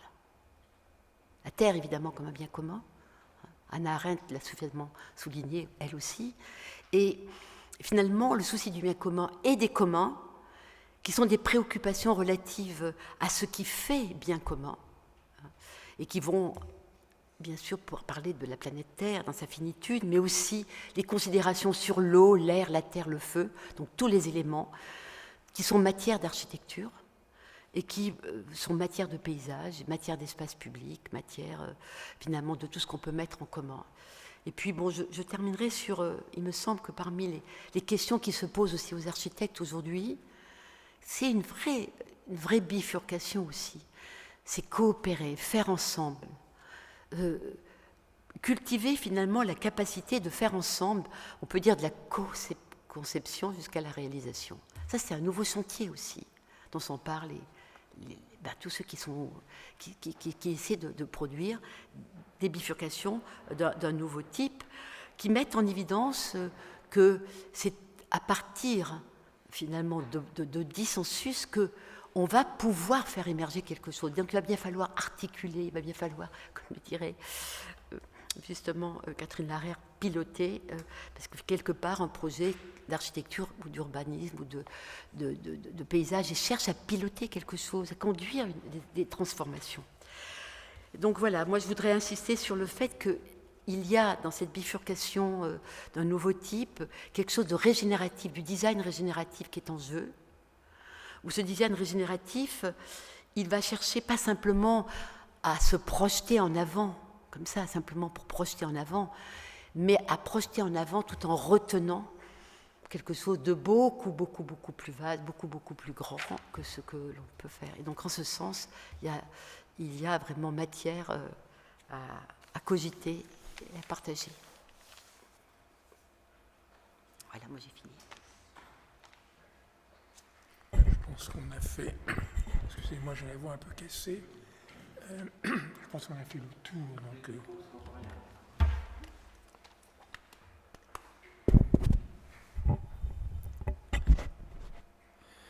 je pense qu'on a fait le tour des questions. Évidemment, nous devons travailler aux réponses. Et beaucoup, à mon sens. Ceci dit, moi je retiens une sorte d'ébranlement dans la pensée de l'architecture, une sorte de bouger, vous voyez. Bon. Et je trouve que cet ébranlement-là, il est riche de possibles à partir du moment où il ne se fiche pas, c'est-à-dire à partir du moment où il est repris pour ce qu'il est, c'est-à-dire un ébranlement, et en visée avec un dépassement de cet ébranlement. Voilà. Donc il y a, et c'est quelque chose qu'on pourrait constater dans de nombreux domaines, et pas simplement dans l'enseignement actuel de l'architecture, je crois qu'il y a cette espèce de figure du bouger, pas forcément l'abandon de certitudes, mais l'élaboration d'autres certitudes, je pense. Et je crois qu'en fait, on a effectivement besoin, pour avancer, de rétablir un certain nombre de certitudes. Bon, voilà. Donc c'est court, mais je pense que ce sont les points que nous aurons à souligner dans nos synthèses et dans la façon d'essayer de faire déboucher sur d'autres réflexions les interventions d'aujourd'hui. Voilà. Alors je remercie les présents ici physiquement et ceux qui sont en ligne de leur attention et de leur présence. Il y a peut-être quelques questions auxquelles nous pourrions répondre. S'il y en a, c'est le moment. Voilà.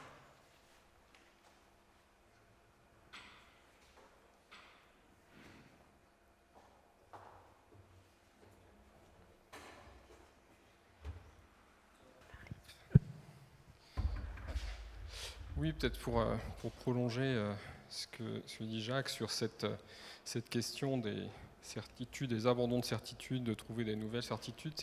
Oui, il faut que je me mette sur la marque, c'est ça.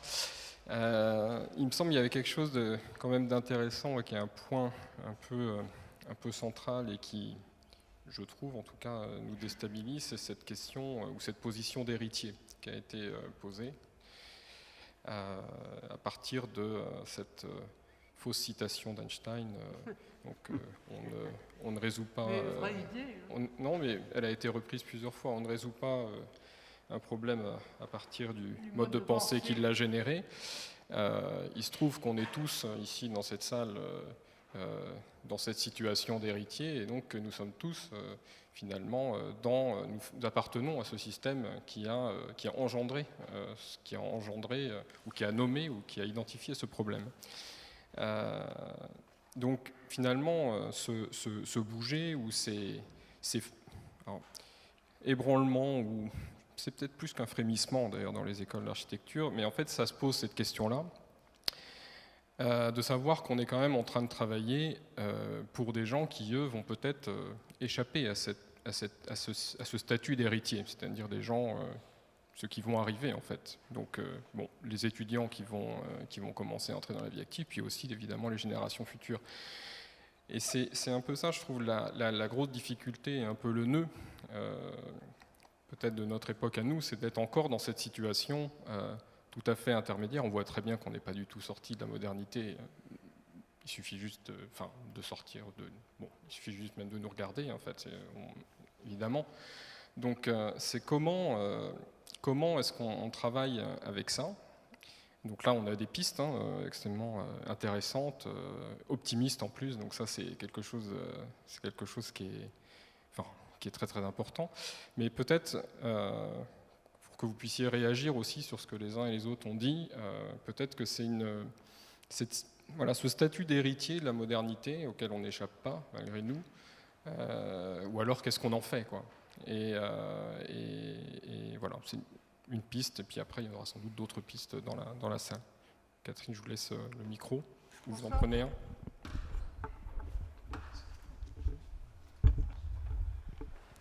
Oui, bien sûr, c'est ce que disait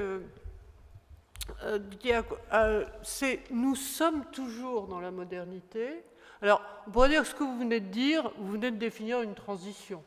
Hein, nous sommes peut-être la transition entre deux époques, mais je crois que cette transition... Donc, nous sommes encore dans l'époque ancienne et nous sommes en train d'en sortir pour aller vers une autre époque. Mais je crois que il faut se déprendre d'un certain nombre d'idées qui est il faudrait nous convertir à autre chose. Je crois que c'est absolument pas de ça qu'il s'agit. On ne va pas cesser d'être moderne, ou ce que Descola, qui sera là à la séance prochaine, appelle le naturalisme, pour se mettre à penser comme des animistes. Vous savez, les 4 ontologies que distingue Philippe Descola dans Par-delà nature et culture, donc les 4 façons d'articuler intériorité et physicalité.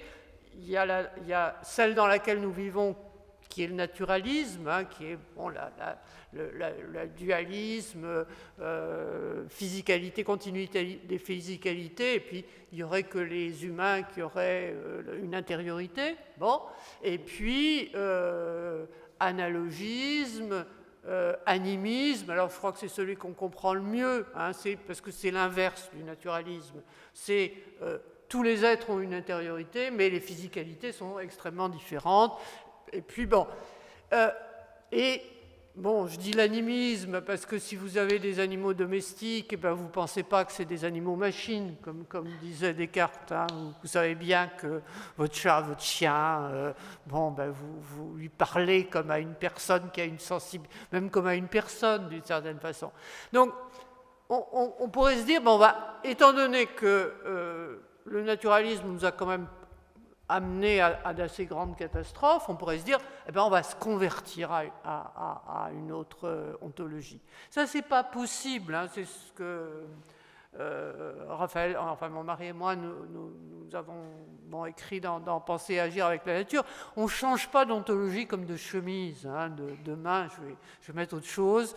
Je ne mettrai pas une nouvelle ontologie. On est formé dedans, on a appris à penser avec ça, puis ça a eu des avantages. Enfin, ce qui a été dit, c'est immoral de penser que le chant du rossignol, c'est uniquement des vibrations dans l'air, mais c'est aussi immoral de penser qu'il n'y a que le chant du rossignol tel que nous l'entendons. Bon, donc la modernité nous a apporté des choses. Donc je crois que la grosse difficulté, c'est qu'il faut à la fois en sortir et on ne peut pas en sortir.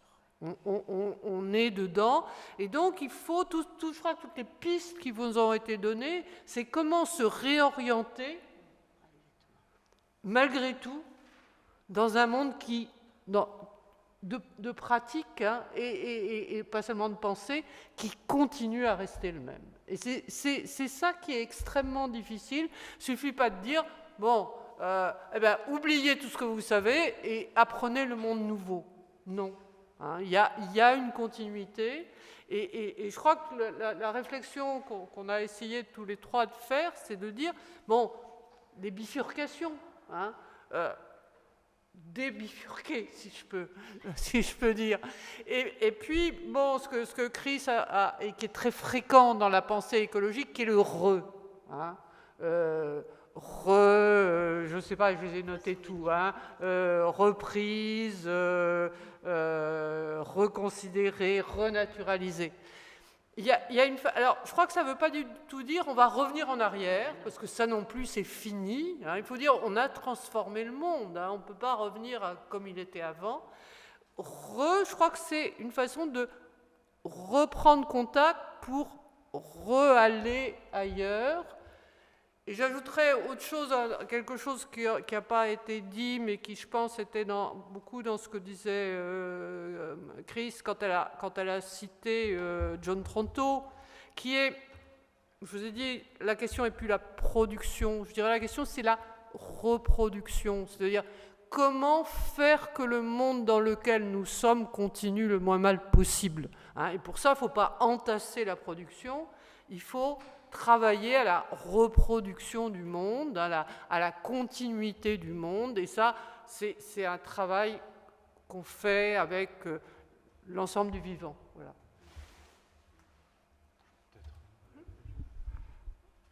Juste très rapidement, parce que je crois qu'effectivement, l'ambiguïté dans votre question, c'est que vous dites une nouvelle génération, peut-être qui n'ont pas été formés dans ça.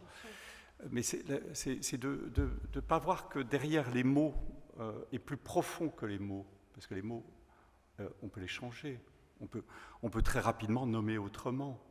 Mais derrière les mots, il y a des schèmes de pensée, et ces schèmes de pensée, ils se sont installés.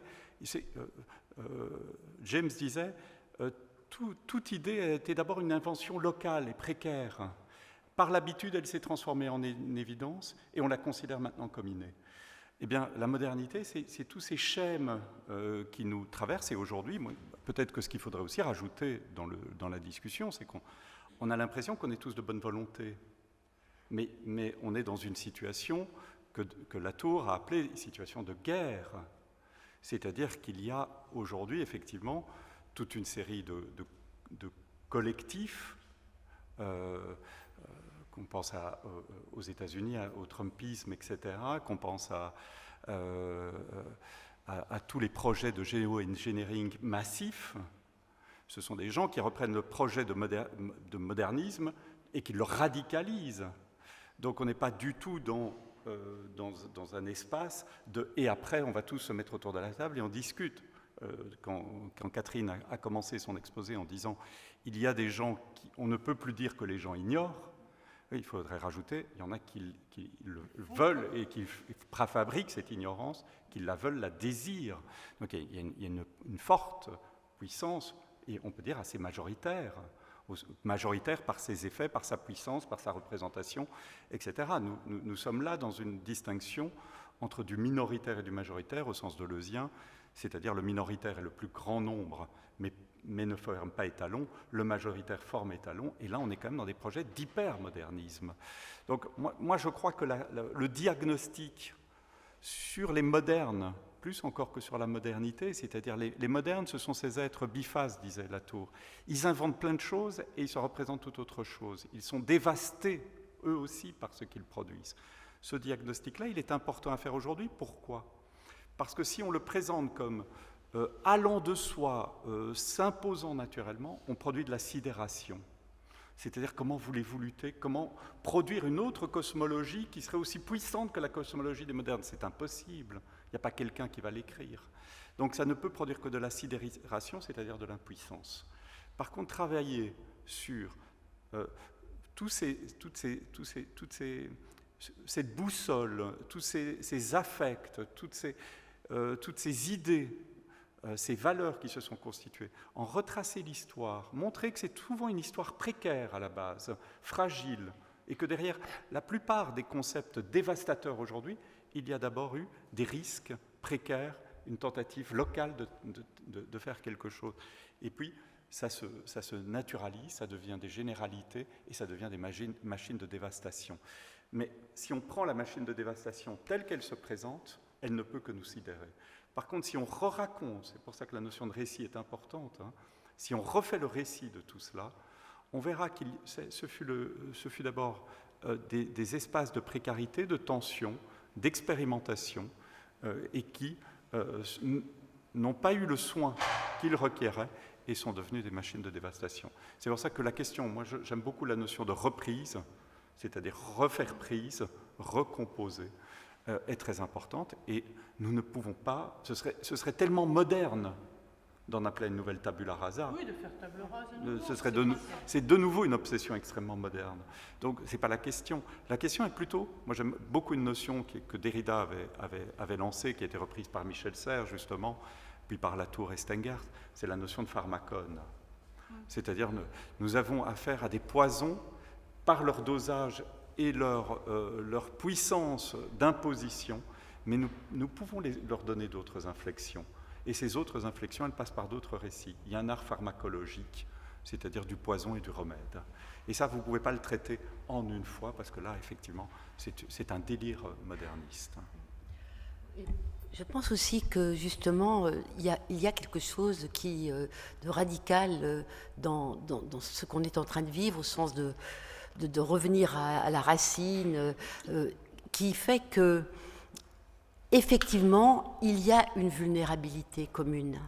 Effectivement, il y a des vulnérabilités. Effectivement, il y a beaucoup d'iniquité, parce que les vulnérabilités ne sont pas...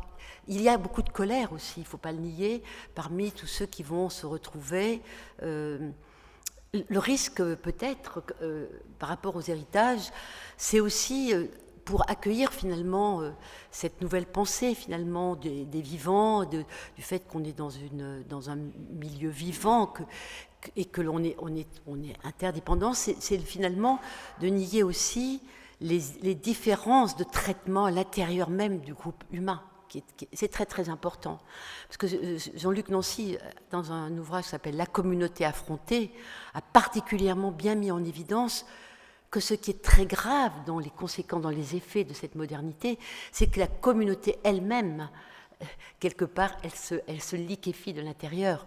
C'est pour ça que il y a quand même certainement une guerre totale à mener au sens vraiment dont parlait Arendt, cette guerre qui consiste à une guerre totale contre tous ceux qui nient la dimension du politique, d'une certaine manière, c'est-à-dire de réinterroger finalement la part du politique, parce que c'est quand même fondamental. Et je pense que dans toutes les questions de ce que c'est qu'habiter, des installations humaines, on ne sait pas comment on les appelle, établissements humains, installations humaines, il y a quelque chose qui nous amène à repenser de façon extrêmement forte dans quelle mesure, effectivement, on va prendre au sérieux les dispositifs pour que, puisqu'il n'y aura pas une place pour tout le monde, il risque de ne pas y avoir une place pour tout le monde comme c'est actuellement, Comment éviter que tout ce qui relève de valeurs, de solidarité, qui sont quand même des points clés dans les démocraties, ou quand on prend la dimension de la fraternité républicaine, par exemple, elle suppose vraiment des solidarités. Ça sera une base. Et je pense que le design régénératif, il doit se demander comment est-ce qu'on est capable de faire des dispositifs qui participent de l'entraide. Je pense que c'est un sujet majeur, parce que face à la peur qui gagne, face à tous les fascismes présents et rampants, eh bien, c'est précisément d'activer d'autres possibles. Et je pense qu'il y a aussi il y a un fort désir aussi de quelque chose d'autre. On le voit dans les nouvelles générations, il n'y a pas qu'une éco-anxiété qui terrorise et qui casse, il y a aussi un nouveau départ, une façon vraiment de tourner une page pour faire autrement, vivre autrement avec les autres. On le voit tous les jours autour de soi, et ça, c'est quand même... on ne se raconte pas des histoires, on le constate. Il y a à la fois ceux qui ne veulent pas en entendre parler, et c'est vrai que je trouve que la nouvelle polémique qui a surgi, remettant en cause toutes les données du GIEC, c'est hallucinant de voir à quel point les réseaux ont fabriqué finalement, on désinforme. Donc c'est plus que jamais, il y a besoin effectivement de débats, de paroles échangées pour montrer la désinformation. Parce que je pense que c'est la question, elle est là. C'est absolument comment est-ce qu'on poursuit le monde dans lequel on est. On est tous dans le même bateau d'une certaine manière, mais comment est-ce qu'on peut rester dans le même bateau? Et ça, actuellement, tous les indicateurs qu'on voit bien ne vont pas forcément dans ce sens. C'est pour ça que réaffirmer, je trouve que cette question d'habiter, de cohabiter, de coexister, et quelle est la part du politique, elle est fondamentale. Sinon, il n'y a pas d'établissement humain sans des dimensions, de toute façon. C'est pour ça que l'héritage, il a toujours été... je pense que les héritages sont toujours, comme les mémoires sont plurielles, elles sont contradictoires. Je ne pense pas qu'il y ait jamais eu une seule façon de penser depuis que les humains existent.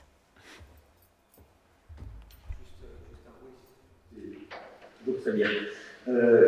C'est évident qu'il y a beaucoup à apprendre. C'est évident qu'entre le partiel ou le global, ça, je trouve que c'est un peu simpliste, parce que c'est évident qu'on ne veut pas que ça soit sectorisé, l'écologie, et qu'il est évident qu'on veut que ce soit global, mais global, c'est pas bien non plus, c'est que global. Il y a des gens qui sont en dehors du global, donc on ne peut pas faire cette séparation si fortement. Enfin, il y a plein de choses, c'est très intéressant.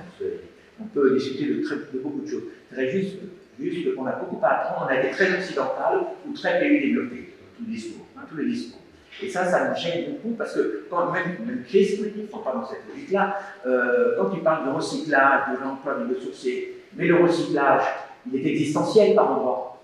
Le réemploi, il est existentiel, chez nous il est intellectuel. Le biosourcé est aussi existentiel dans certains endroits, et je le vois, je le vis souvent. Et puis on pourrait même aller au social, l'entraide, ce que tu cites, il y a aussi le recyclage social, ça n'existe pas chez nous, c'est pas très bien. On n'est pas dans l'existentiel, on est au-dessus. Donc on a un discours philosophique très intéressant, mais on n'est pas du tout dans la pratique spirituelle, je prends la pratique très fortement, et on n'est pas vraiment dans le faire et dans le rapport avec ceux qui sont complètement mêlés à la chose et qui ont énormément de choses à nous apprendre. Le recyclage, on vient bien après, et voilà, moi, il y a beaucoup de choses à dire, c'était très intéressant. Voilà. J'ai bien aimé personnellement la notion. Ça marche. La notion de définir le piège de l'invention de la nature un petit peu, et de l'analyse qu'on disait qu'il ne fallait pas en quelque sorte déshabiller l'objet que l'on analysait, mais qu'au contraire, il y aurait intérêt à l'épaissir. Alors, rhabiller. Ça va être très intéressant. Rhabiller C'est vrai. Bon, enfin. Il y a d'autres questions? C'est vrai, moi j'étais très sensible à cette idée de la puissance pragmatique des idées. Et c'est vrai, comme le dit Martin, il y a toutes les références philosophiques viennent de l'Occident. Est-ce qu'il n'y a pas à l'intérieur du champ philosophique des voix qui s'élèvent d'autres mondes, entre guillemets? Alors on en parlera probablement avec Descola, mais est-ce qu'il y a d'autres prises de parole qui viennent d'ailleurs de la modernité et qu'on pourrait aujourd'hui, dont on pourrait saisir? Et la modernité existe-t-elle encore? Malheureusement, oui.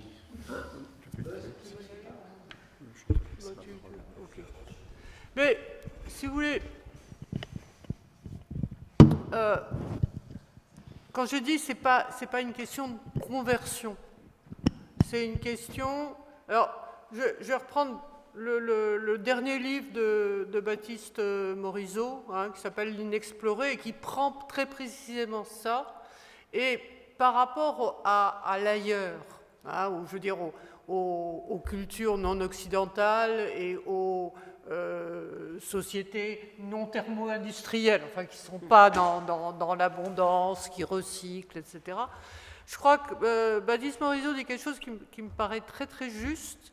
Il dit nous avons été face à face, c'est-à-dire que nous autres occidentaux colonisateurs, nous avons été face à des sauvages que nous avons dominés. Et il dit, mais aujourd'hui, nous sommes côte à côte. Et ça me paraît très juste, c'est-à-dire que les conséquences de nos actions, nous autres Européens, etc., ont transformé le monde, et tout le monde est devant ces transformations du monde. C'est pour ça qu'on ne peut pas dire simplement capitalocène, c'est aussi anthropocène, parce que c'est la condition générale de l'humanité. Et pour faire face à cette condition générale de l'humanité, nous ne sommes pas face à face avec les autres cultures, mais nous devons être le plus possible côte à côte, c'est-à-dire apprendre les uns des autres. Et alors, il y avait...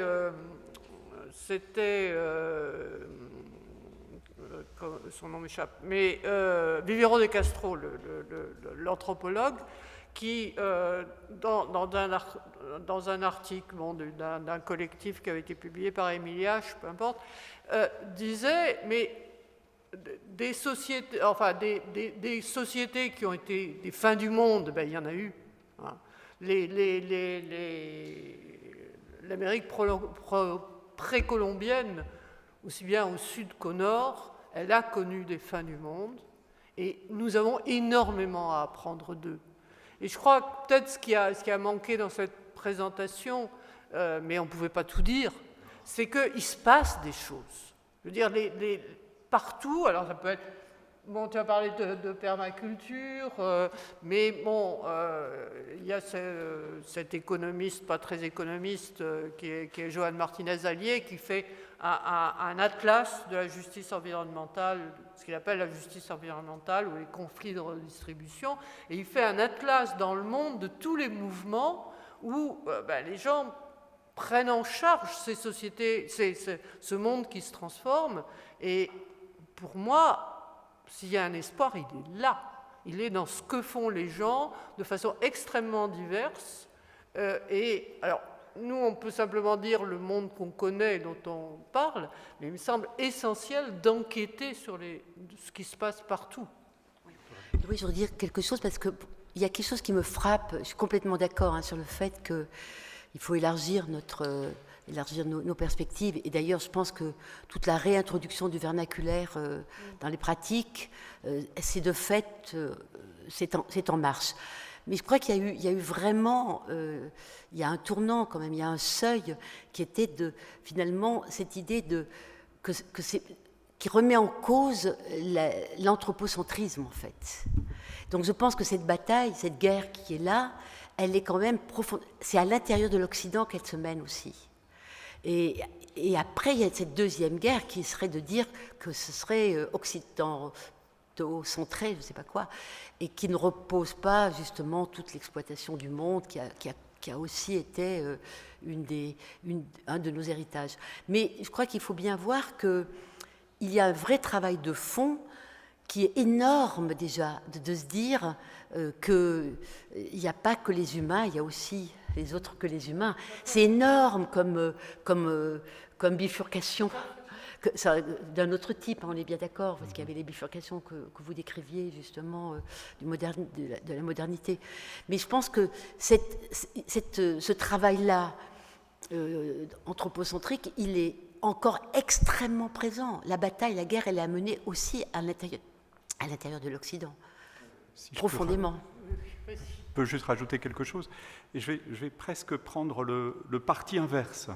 Vous dire pourquoi nous ne devrions pas le faire. Alors c'est un peu provocateur. Je pense que ce serait de demander aux autres de nous décoloniser. Et est-ce qu'ils n'ont pas autre chose à faire, de plus sérieux et de plus important, que de devoir encore être sommés de répondre à nos questions?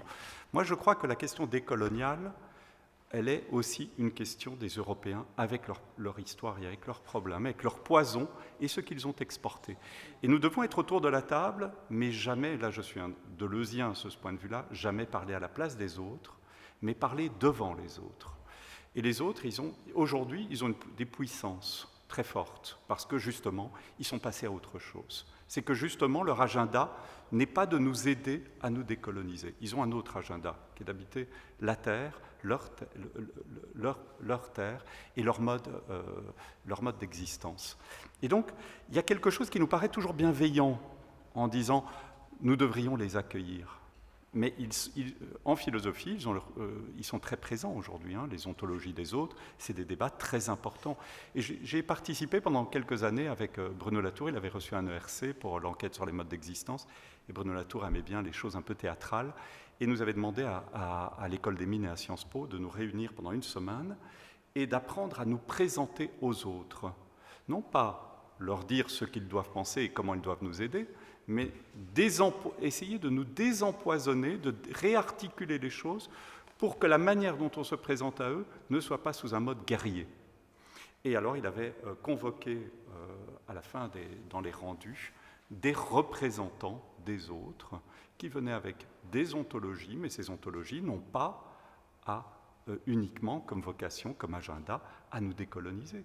Ils ont d'abord à penser un espace postcolonial. Et peut-être qu'il y a une distinction à faire là.